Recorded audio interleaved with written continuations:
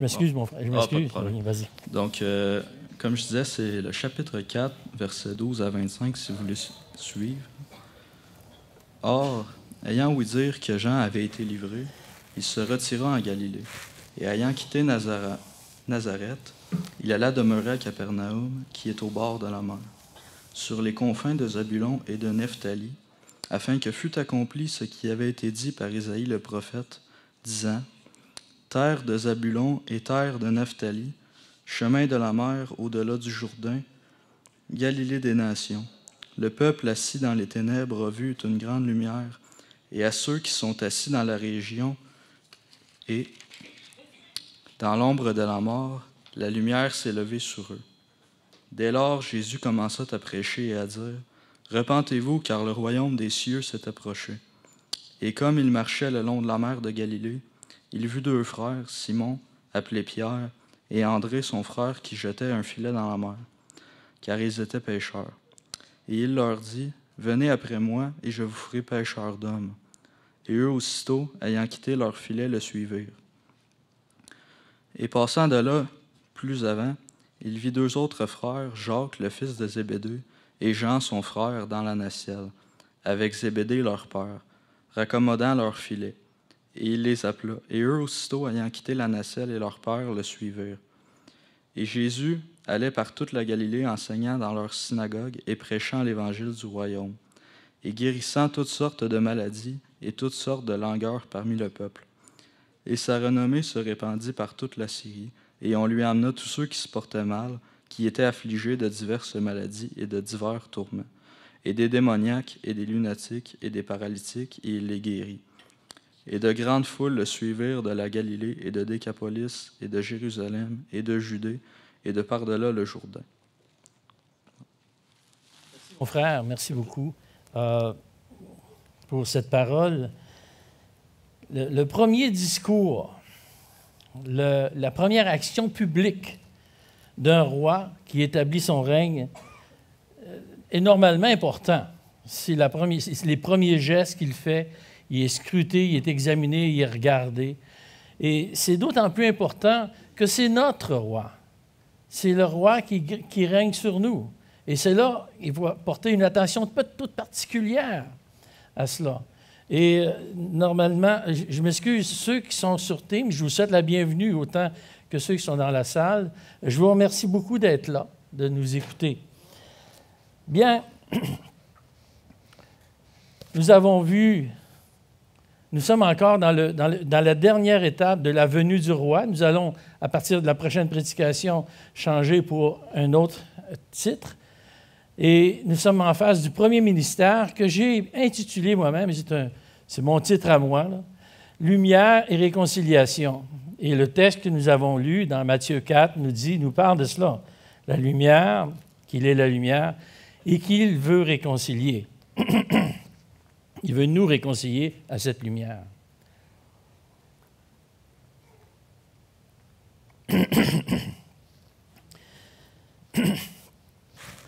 Jésus débute son ministère dans une grande ville située au nord d'Israël,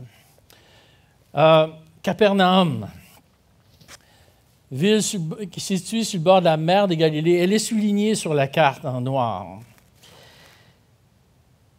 Cette ville-là est située sur une route commerciale où des gens de toutes nations sont obligés de passer dans cette région s'ils veulent commercer.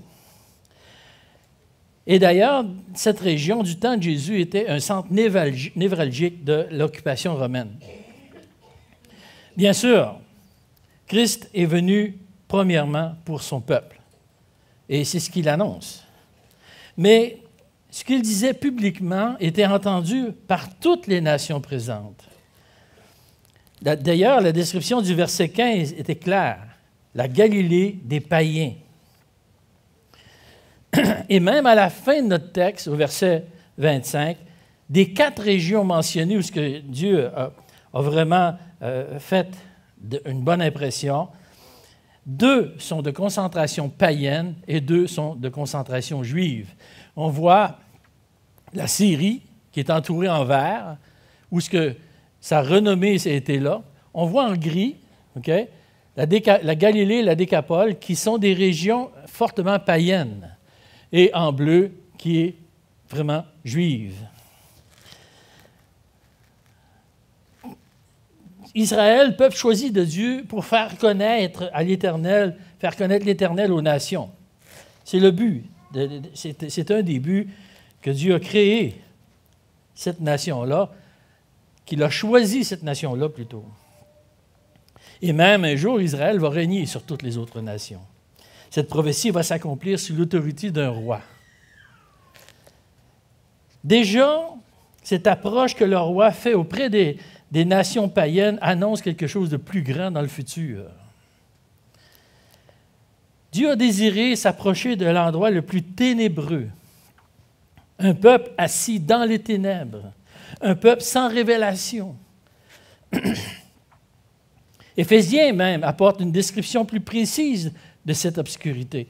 Lorsqu'il dit « C'est pourquoi vous, autrefois, païens dans la chair, appelés incirconcis par ceux qu'on appelle circoncis et qui le sont en la chair par la main de l'homme, souvenez-vous que vous étiez en ce temps-là sans Christ, privés du droit de cité en Israël, étrangers aux alliances de la promesse, sans espérance, sans Dieu dans le monde. » Dieu sait que toutes les nations ont besoin d'entendre ce message et de voir cette lumière qui éclaire tout homme.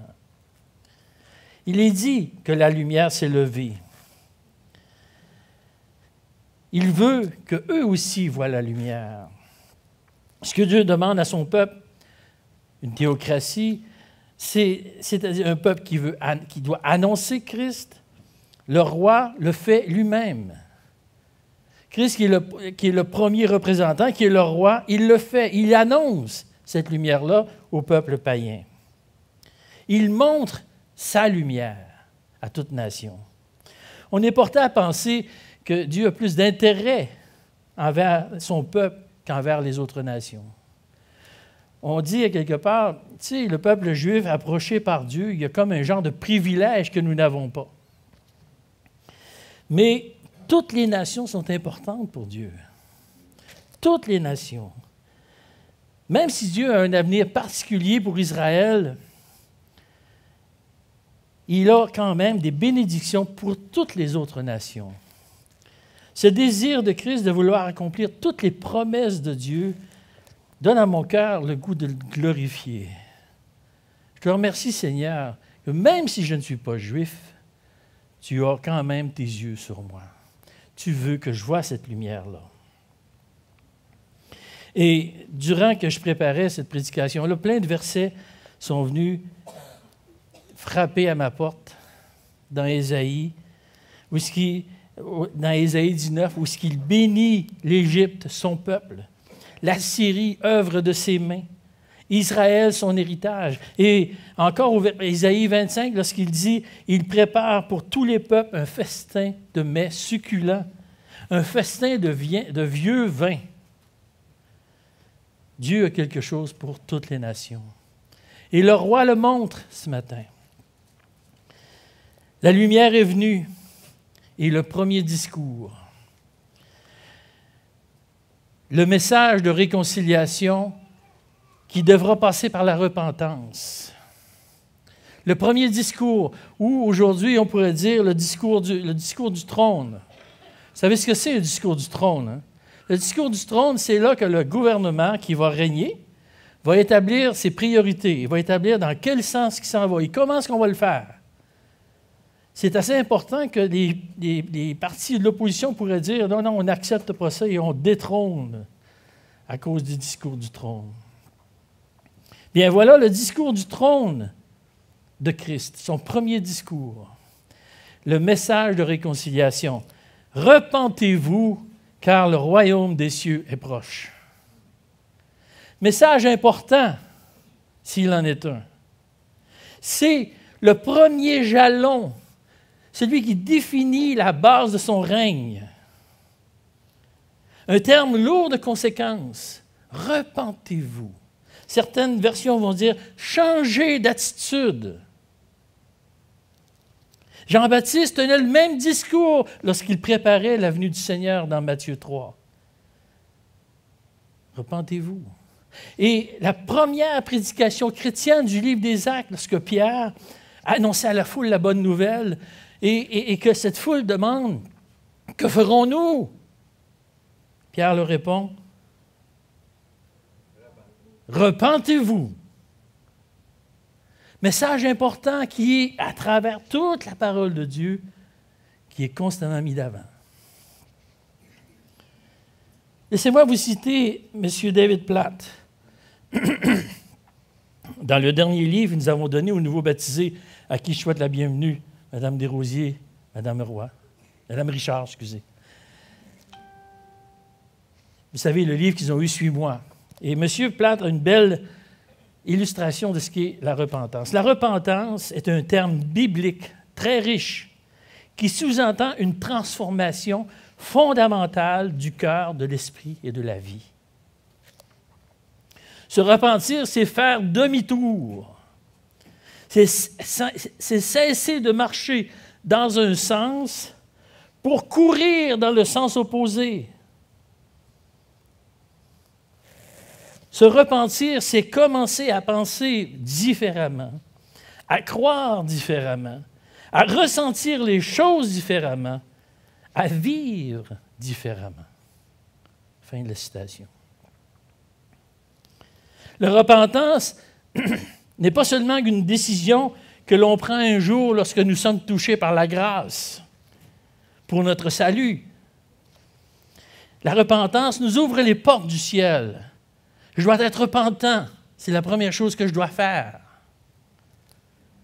Mais par la repentance, nous nous reconnaissons pécheurs. J'avoue, Dieu, que je te confesse mes péchés. J'en sais même pas le nombre, mais je veux les placer devant toi. Et on voit cette séparation que nous avons avec Dieu. Cette séparation qui nous emmène à demander à Dieu de régler notre situation. Mais le départ a été la repentance. Le départ a été de mettre devant Dieu nos péchés. Et hier, je disais une petite histoire, j'essayais de trouver une introduction. Puis c'est l'ermite qui a tout abandonné, qui a tout laissé à Dieu. Puis il a dit, puis il ne trouvait pas la paix. Puis là, il retourne vers Dieu et il dit, « Seigneur, je t'ai tout donné. Qu'est-ce que je peux te donner de plus? Je t'ai tout donné. » Oui, il dit, « Il y a une chose que tu as gardée. » « Quoi? Quoi? » « Tes péchés. Tu devrais me les donner aussi. » Et c'est ça, se repentir. Seigneur, règle ma situation et je me repens.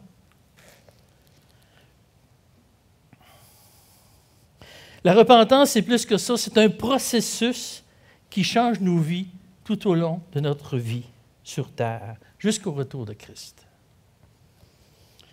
La repentance, c'est quelque chose qui doit nous habiter. On doit être revêtu de repentance.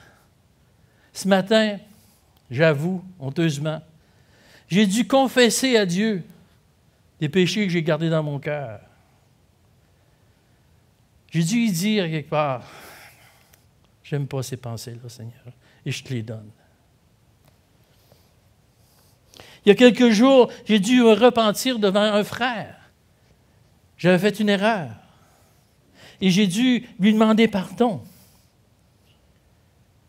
Même si ce n'était pas voulu, là, je ne voulais pas le faire, mais je l'ai fait.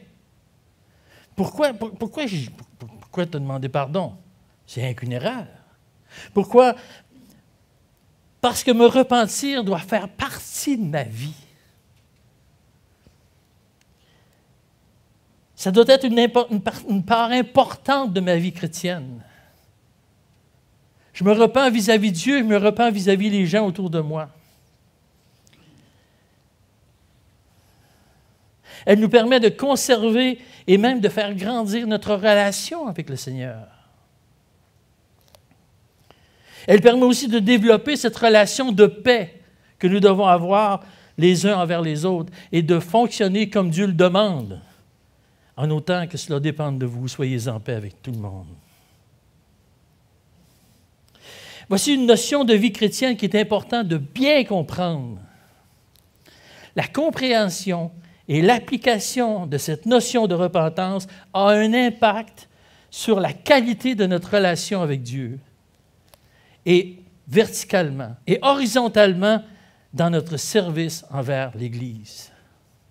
Notre compréhension et l'application de cette notion de repentance a un impact sur la qualité de notre relation verticale avec Dieu et horizontale envers ceux qui nous entourent.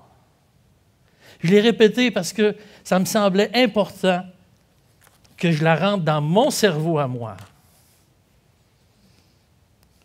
La repentance produit quelque chose en nous que la justification ne produira jamais.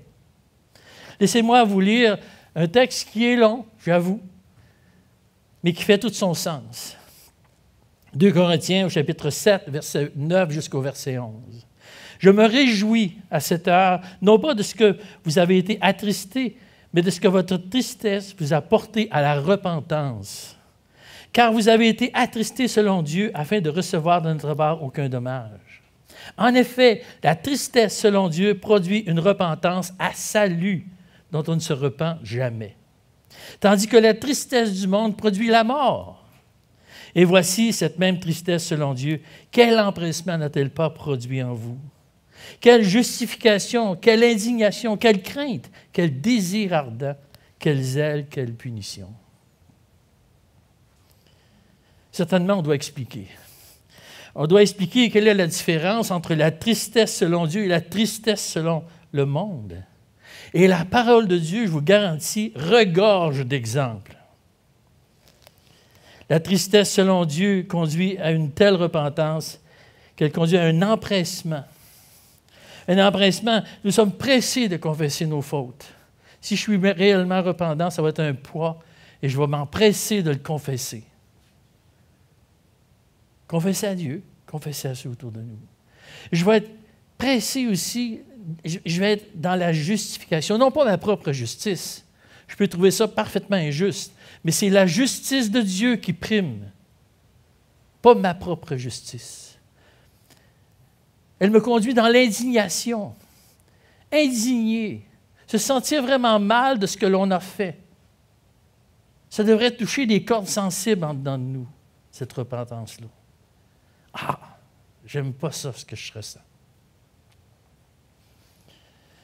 À une crainte d'avoir blessé, une crainte d'avoir meurtri quelqu'un, une crainte d'avoir blessé Dieu dans ce que je ne fais pas ou de ce que je fais.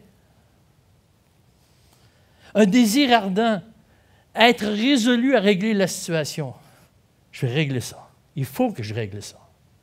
Et certaines occasions vont nous dire que le soleil ne se couche pas sur ta colère ou sur ton péché. Le zèle, agir promptement pour changer mon comportement.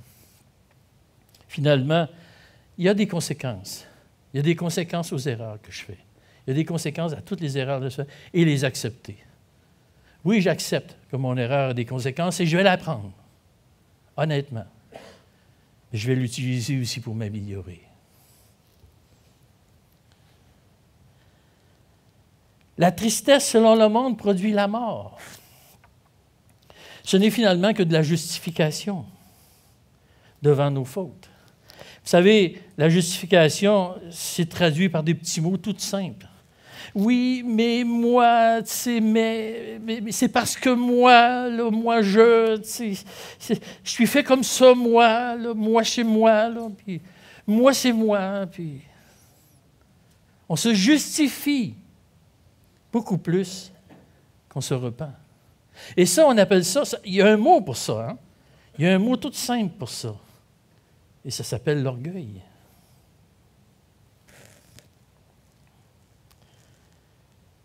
Si vous croyez que ce phénomène de repentance-là, il se voit seulement que dans le Nouveau Testament, je vais vous emmener des exemples qui montrent que le problème est au niveau de l'humanité.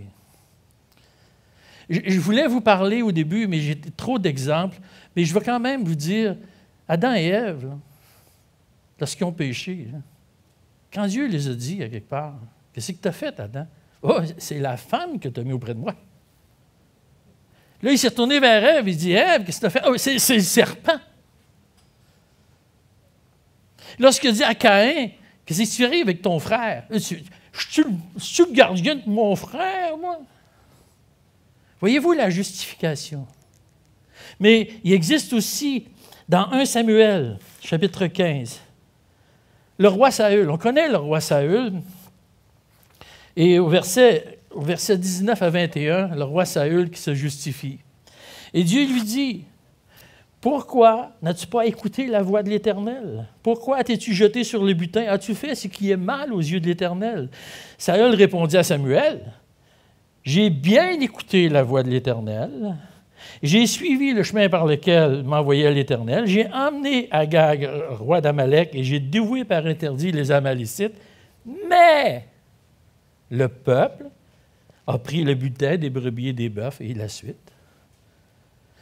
Moi qui règne sur ce peuple, j'ai laissé le peuple faire. » Belle justification. Quelle est la réponse de Dieu face à cette justification-là? « Car tu as rejeté la parole de l'Éternel, et l'Éternel te rejette afin que tu ne sois plus roi sur Israël. » Oh! Oh! Il me semble que j'aurais mieux demandé pardon à Dieu. Là. Saül ne se s'est jamais repenti de sa faute. Mais qu'est-ce que serait-il arrivé s'il s'était repenti? Je ne sais pas. On ne le saura jamais. Pourquoi? Parce qu'il ne s'est jamais repenti. Mais un autre roi a compris ce principe-là. Et le deuxième roi, c'est David. Devant sa situation avec la femme d'Uri. Et Dieu amène les mêmes reproches. Pourquoi donc as-tu méprisé la parole de l'Éternel en faisant ce qui est mal à ses yeux? Tu as frappé de l'épée Uri, le Hétien, tu as pris sa femme pour en faire ta femme, et lui, tu l'as tué par l'épée des fils d'Amon. Tu as fait tuer un Juif par le peuple, un autre peuple. Et si Saül, juste parce qu'il a laissé faire le peuple, il a perdu sa royauté, hey, David, il meurt drette là. C'est fini. C'est grave, qu'est-ce qu'il vient de faire? Même aujourd'hui, on pourrait dire en cours, excuse mon homme, mais tu fais de la prison, là. Tu as tout perdu, là. Mais quelle est la réponse de David? David dit à Nathan, « J'ai péché contre l'Éternel. » Et Nathan dit à David, « L'Éternel pardonne ton péché, tu ne mourras pas. » Hein? Tu ne mourras pas. Il mérite la mort. Mais j'ai péché contre l'Éternel. Et vous lirez dans le psaume 51 tout ce que David a dit à propos de sa repentance. Voyez-vous la porte de la repentance? Voyez-vous qu'est-ce que la repentance, quelle importance qu'elle a dans nos vies? Un autre exemple, plus près, plus compréhensible et qui amène différent. Celle de Judas Iscariote et de Pierre. On connaît ces deux histoires faciles. Judas Iscariote, alors Judas, qui avait livré, voyant qu'il était condamné, se repentit et rapporta les 30 pièces d'argent aux principaux sacrificateurs et aux anciens, en disant, « J'ai péché en livrant le sang innocent. » Oh, il s'est repenti. Ah, c'est bien, il s'est repenti. Hein? C'est ça qu'il faut qu'il fasse. Mais non, qu'est-ce que Judas a fait? Judas jeta les pièces d'argent dans le temple, puis il se retira et alla se pendre. Wow! Il s'est repenti pourtant. Mais il n'a pas continué le mouvement. Et l'exemple opposé, si on peut regarder Pierre. Pierre, face à son péché de reniement. On remarque ici que le péché de Judas, il est dans le même sens que celui de Pierre, finalement. Il y en a un qui l'a vendu pour 30 pièces d'argent, puis l'autre qui le renie publiquement devant lui. Non, je ne connais pas ce gars-là, moi. Non, je ne connais pas ce gars-là. Je te jure, je ne le connais pas. Et si jamais je vous rencontre en ville, puis que vous êtes avec quelqu'un, puis que vous lui dites, « Denis Guy, je ne sais pas qui c'est. » je pense que je vais être insulté, là. Je pense qu'on va être obligé de se parler. Si vous me reniez sa rue, là, il va falloir qu'on se parle. Il va y avoir une raison pour.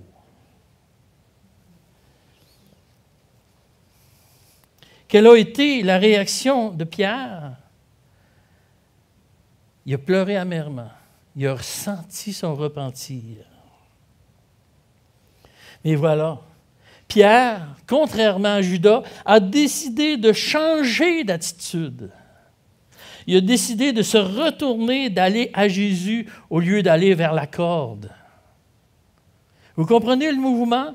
Le repentir nous amène à changer d'attitude. Je peux me repentir jusqu'à demain matin et de vous frapper sur l'épaule, puis continuer à vous frapper sur l'épaule. Je vais dire, quel genre de repentir qu'il y a, ce gars-là? Le repentir nous amène à changer d'attitude. Et c'est ce que Pierre a fait. Et on remarque qu'est-ce que Pierre a fait. Pierre, souvent, mais lorsqu'on voit dans Jean, où est-ce que Jésus est en face de Pierre, et Simon, fils de Jonas, il dit, « M'aimes-tu? » Oui, Seigneur, tu sais que je t'aime. Oui, Seigneur, tu sais que je t'aime. Toi qui sais toutes choses, tu sais que je t'aime. Et je suis en ta présence. J'accepte les conséquences de me faire poser la question 3 fois. J'accepte les conséquences de remettre en question ce que j'ai fait. Mais je sais que toi, tu pardonnes. Je sais que toi, tu es un ami fidèle, beaucoup plus fidèle que moi. Et je me repens. Et je reviens vers toi. Je change d'attitude. Et la suite de la conversation, si vous allez lire dans Jean 21, 18 et la suite, vous allez voir que c'est extrêmement édifiant. Le Seigneur est en contact avec lui comme si Pierre n'avait jamais renié quoi que ce soit. Christ a cette faculté-là immense de dire « Je te pardonne et j'oublie. J'oublie qu'est-ce que tu as fait. » Dans la mesure qu'il revient à lui. Et c'est ce que la vraie repentance va faire. La grâce de la repentance est un des plus beaux cadeaux que Dieu nous a mis dans notre cœur. Combien de poids de culpabilité est enlevé par la repentance? Vous savez que la culpabilité, c'est un méchant poison, ça. La repentance nous enlève ce poids-là. Je me suis repenti et j'ai été pardonné par Dieu, et je peux m'approcher de lui. On est souvent porté à se justifier plutôt que se repentir. Je ne lis pas ma Bible parce que je suis trop occupé, parce que je n'ai pas le goût, parce que... Je ne me présente pas à l'Assemblée, mais moi, je ne peux pas parce que... Je ne m'implique pas dans le service pour les autres, mais moi, parce que... Je n'ai pas demandé pardon à mon frère ou à ma sœur parce que... Je n'ai pas pardonné à mon frère ou à ma sœur parce que moi, vous savez... Partout où nous tentons de nous justifier, il devrait y avoir de la repentance. Nous devrions reconnaître une tristesse selon Dieu qui produit une repentance, un cheminement vers la sainteté. Si vous hésitez à vous repentir, il est temps que vous examinez. La première lettre aux Thessaloniciens nous exhorte à faire cela, mais examinez toutes choses, retenez ce qui est bon. Et dans le contexte du message que je viens de dire, retenir ce qui est bon, vous savez c'est quoi. Abstenez-vous de toute espèce de mal. Et dans le contexte que nous prêchons présentement, vous savez c'est quoi ce qui est mal. Je ne veux pas faire offense à votre jugement. Lorsque Christ nous enseigne de se repentir, il voit un chemin qui nous conduit à une relation qui se développe. Ne plus avoir le réflexe de rentrer en soi-même et de s'examiner, c'est vivre une vie chrétienne très risquée. Non pas pour la perte de notre salut. Le salut nous est accordé pour toute l'éternité, mais la perte de la joie attachée à notre salut. Vous lirez le psaume 51, verset 14. La perte aussi de certains privilèges dans notre relation avec Christ. À l'exemple de Saül, qui a perdu le privilège de régner. À l'exemple de Judas, qui n'a jamais reçu l'instruction du Maître par la suite. Il en est mort. Le message le plus important de Christ est rendu public. Et il a besoin de disciples pour continuer à étendre ce message. Et du verset 18 au verset 22, déjà, il nomme 4 hommes. Pierre, André, Jacques et Jean. Ces hommes ont pour tâche de bouleverser le monde. Ces hommes ont la tâche d'influencer le cœur des hommes avec les paroles que Christ va leur donner. Mais c'est juste des pécheurs, là. Voyons donc. Ce n'est pas des hommes très influençants. La seule chose que la population s'attend d'eux autres, c'est d'avoir des poissons. Lui, c'est un pêcheur. La seule chose que je m'attends de lui, c'est qu'il y ait des poissons. C'est tout. Au départ, ce ne sont pas des gens très influents, pas très élevés dans le système sociétal. La seule chose que la société attend, c'est ça, c'est d'avoir des poissons à vue humaine, stratégiquement. Il aurait été préférable que ce soit des notables, que ce soit des gens influents, des premiers, des ministres, des premiers ministres, et ainsi de suite. C'est ce qu'on a tendance à croire aujourd'hui. Hein? La preuve, c'est lorsqu'on annonce le salut à quelqu'un qui est très influent, qui est très doué, qui est très imposant dans sa situation. On dit, lui, s'il accepte le Seigneur, il va faire des choses miraculeuses. Il a sa position. Il n'y a rien qui est plus faux que ça.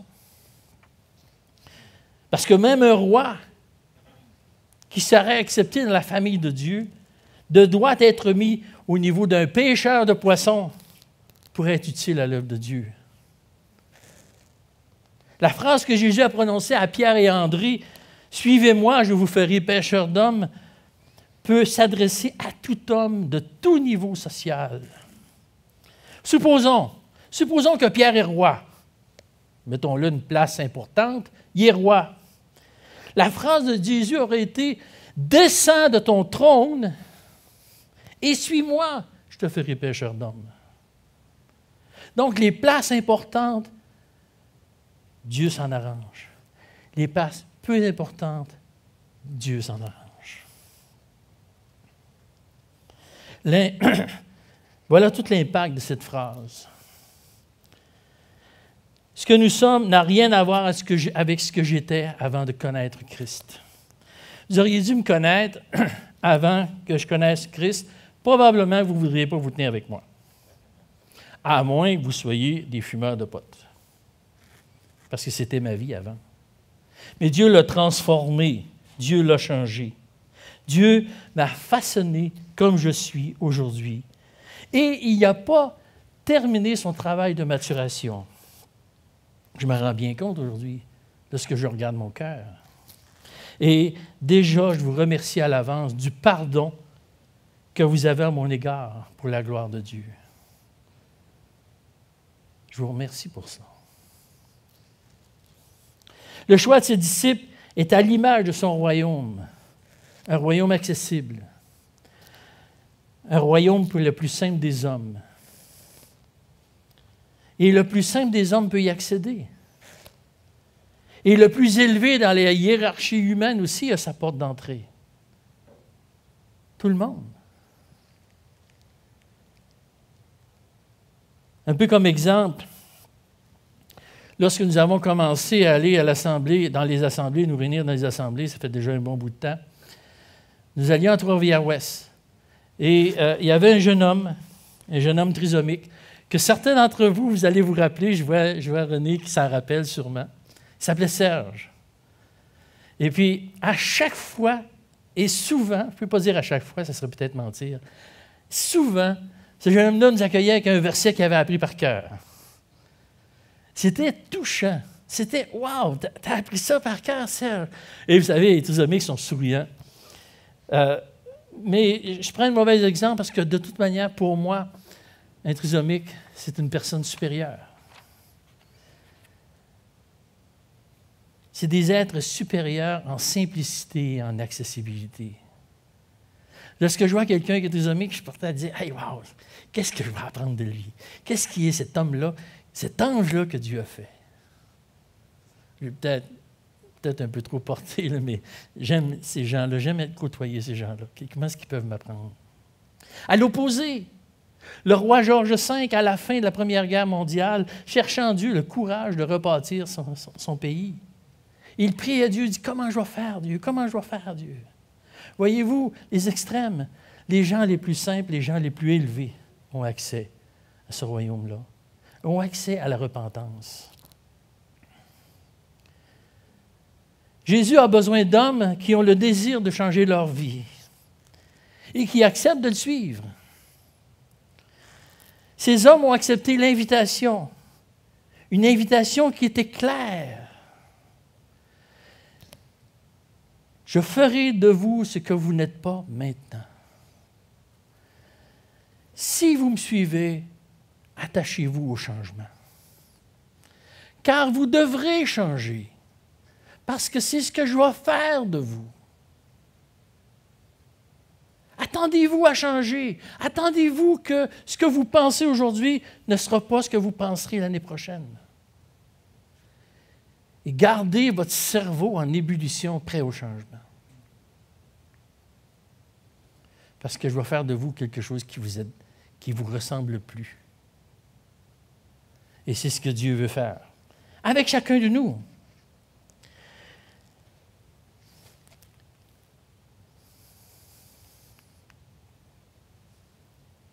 Je ferai de vous. Que pensez-vous que Christ veut faire de vous aujourd'hui? Dans quel but qu'il vous a sorti de votre perdition?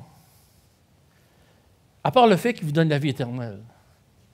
Parce que c'est souvent ça qui revient. Pourquoi dit Seigneur de sauver? Pour me donner la vie éternelle.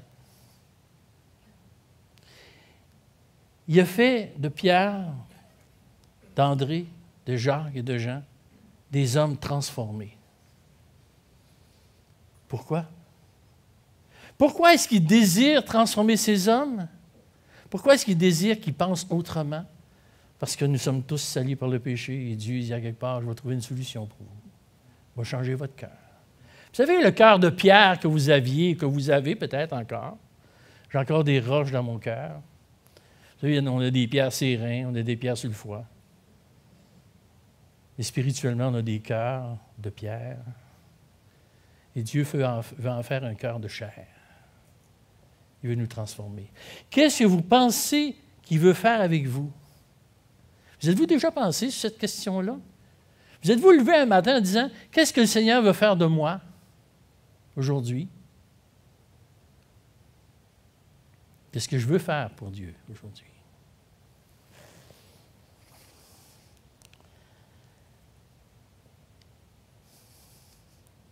Jésus établit son règne, il enseigne, il prêche la bonne nouvelle, il guérit toute maladie, toute infirmité. La première tâche de Christ, c'est qu'il s'est efforcé à faire ce qui a été... Il s'est efforcé à accomplir les promesses citées dans l'Ancien Testament. Ésaïe 29, versets 18 à 18-19. Ésaïe 35, 5, 6, 42, 18, 61, 1, 2. Vous pourrez écouter le message par après si vous voulez avoir les références. Mais tous ces passages-là parlent d'aveugles qui voient, de sourds qui entendent, des captifs qui sont délivrés, des boiteux qui marchent. Dieu, à travers son Fils, Christ, a réussi à dire quelque part, je vais accomplir les promesses qui sont là. Et au début de mon ministère, le premier jour de mon ministère, voilà ce que je fais. J'accomplis les promesses. Je vais accomplir toutes les promesses. En conclusion, nous venons de sortir de 2 belles élections. Hein, on se rappelle encore, on n'est pas si loin que ça. Fédérale, municipale, 2 belles élections. Et je peux vous dire que si j'ai écouté un peu les choses, le temps que j'avais, un peu de temps que je pouvais me permettre, je l'ai mis un peu là-dedans. J'ai été comblé de promesses. Beaucoup de promesses. Hein? On est tous témoins de cela. On ne s'en rappelle plus dans un mois. Ici, on ne s'en rappellera plus quelles promesses ont été faites. Mais il y a beaucoup de promesses qui sont faites. Et je sais que la réalisation des promesses de ces gens dépend d'une multitude de facteurs en dehors de leur contrôle. Je ne devrais pas être surpris si les promesses ne sont pas tenues. C'est indépendant d'eux-mêmes. La seule chose qui me surprend, c'est qu'ils en fassent encore des promesses. J'ai rien contre ces gens-là. J'ai absolument rien contre ces gens-là. Ils font leur possible, puis on doit prier pour eux. On doit les aimer même. Oh, c'est dur ça. Hein? On doit les aimer quand même. Mais Christ, lui, est celui qui accomplit toutes les promesses à la perfection. Chacune des promesses dans les détails est accomplie par Christ. Et mon plus grand bonheur, c'est que je fais partie de ces promesses-là. Il va faire de moi quelque chose que je ne suis pas, dans la mesure que je dépends de lui, dans la mesure que je me soumets à lui, dans la mesure que je me repens.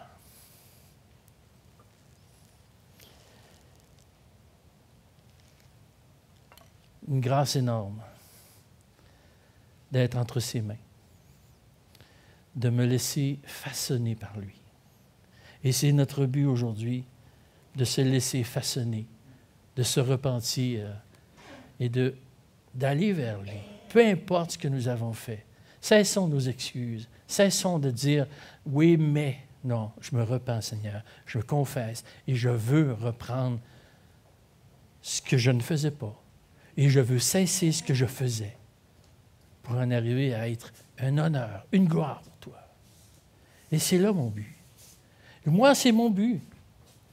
On m'a demandé dans quelques commentaires, dans quelques discussions, on m'a demandé qu'est-ce que ton avenir, qu'est-ce que tu aimerais? Je voudrais tellement être accueilli par Christ en disant « Viens, bon et fidèle serviteur, entre dans la joie de ton maître. » Voilà ce que j'aimerais. Voilà ce que je veux et je veux travailler aujourd'hui pour ça. Seigneur Dieu, nous te remercions de nous montrer ce chemin si fantastique de la repentance. On ne veut pas s'écarter, Seigneur, de cela. On voudrait que ce soit un but quotidien, un but même qui est pris à tous les heures, s'il le faut. Mais Seigneur, on veut être repentant vis-à-vis de toi, repentant à tous les jours de ce que l'on ne fait pas correct. Éclaire nos esprits, Seigneur, pour que l'on sache quoi te prier, quoi mettre devant toi, et de changer nos voies. Nous te remercions, nous te rendons gloire de ce que tu fais pour nous, de ce que tu fais avec nous, toujours pour la gloire et le grand nom de Dieu. Amen.